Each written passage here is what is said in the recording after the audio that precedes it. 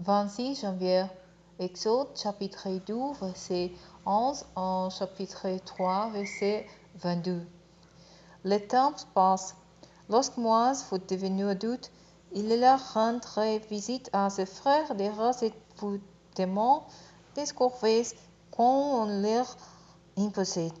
Il vit un Égyptien qui jouait des coupes l'un de ses frères hébreux. Après avoir regardé des côtes et d'autres pour voir s'il n'avait personne, il frappa l'Égyptien à mort et s'enfuit dans le sable. Le lendemain, il revint et aperçut deux Hébreux qui se battaient. Alors, il dit à celui qui avait tort, « Pourquoi frappes-tu ton compagnon ?» Mais celui-ci répliqua, « Qui t'a établi chef et juge sur nous? Vas-tu aussi me tuer comme tu es l'Égyptien ?»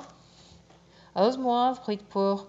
Il comprit que le faire s'était ébruité. Effectivement, le pharaon apprit ce qui s'était passé et chercha à faire mourir Moïse, mais celui-ci prit la fuite. Il se rendit auprès de Madian et s'assit près d'un puits. Les prêtres de Madian avaient 7 fils. Ils virent pousser de l'eau et remplirent les abreuvoirs pour faire boire les petits bétails de leur père.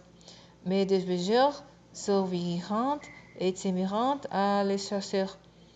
Alors Moïse intervint pour les défendre et fit boire leur troupeau. Quand ils virent vers Reuel, leur père, celui-ci leur demanda, « Comment se fait-il que vous soyez si vite de retour aujourd'hui? Un Égyptien nous a défendus contre les bergers, dirent-ils, et même il a poussé pour nous beaucoup d'eau et a fait boire le troupeau. Et cet homme à présent, pourquoi l'avez-vous laissé là-bas? Allez les chercher pour qu'ils viennent manger chez nous. » Moïse accepta de s'établir chez cet homme qui lui donna sa fille Séphora un mariage.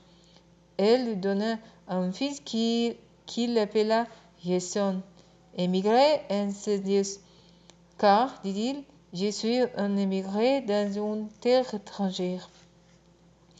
Beaucoup de temps passent.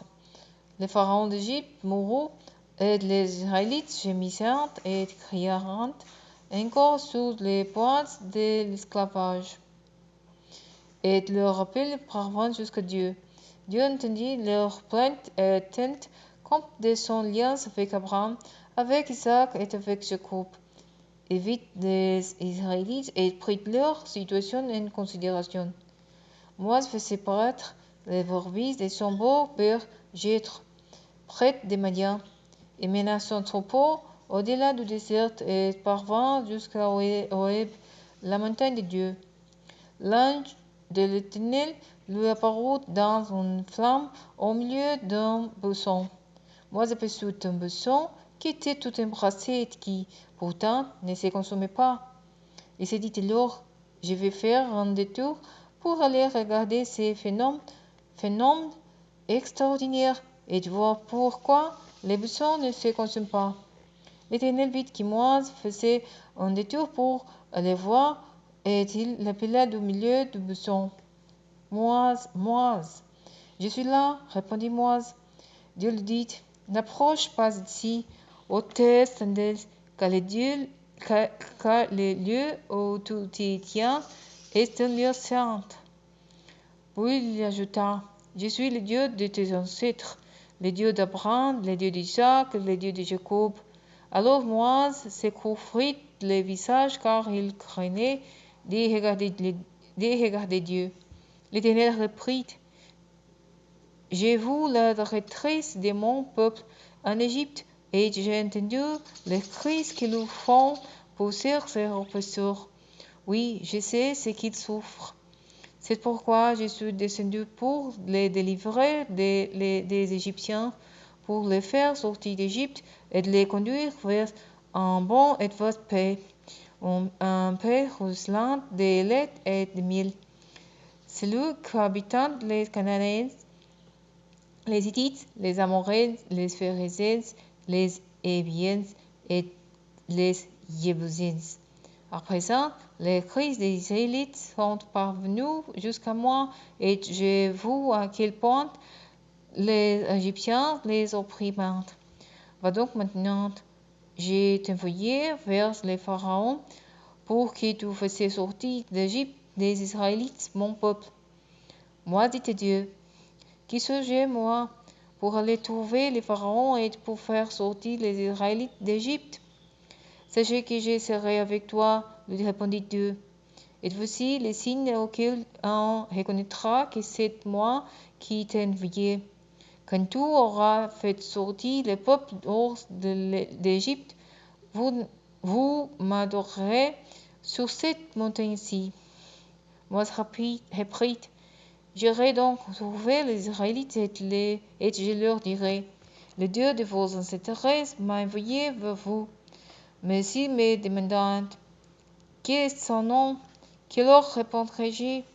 Alors Dieu dit à moi, je suis celui qui est. Puis il ajouta, voici ce que tu diras aux Israélites. Je suis m'a envoyé vers vous.